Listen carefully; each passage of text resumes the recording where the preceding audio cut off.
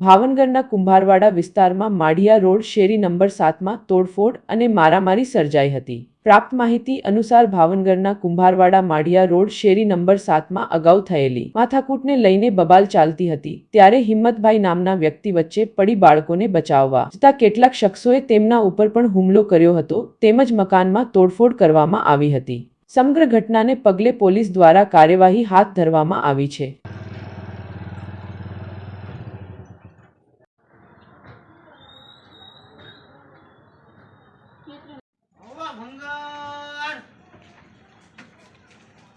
મારું નામ હિંમતભાઈ મૂળજીભાઈ, માઢિયા રોડ।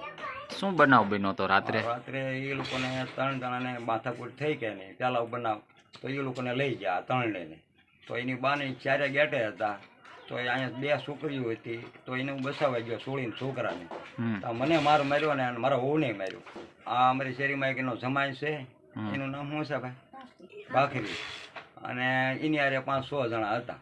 હવે એ તો મને ખબર નથી, પહેલી માથાકૂટમાં નીકળ્યો જ નથી। પોલીસવાળા એના 3 ને લઈ ગયા ને તો મેં તો બારણું ખોલ્યું જ નથી, પણ આ તો ઓલા છોકરા બસાવવા હતું તેમને કીધું માથાકૂટ ન થાય, છોકરા મારી નાખશે એમ તો મને પાડી દીધો ટૂંકમાં। હથિયાર ધોકા ને જો સોળા બાટેલ્યું, પછી ધોકા હતા એના હાથમાં ધારિયા હતા।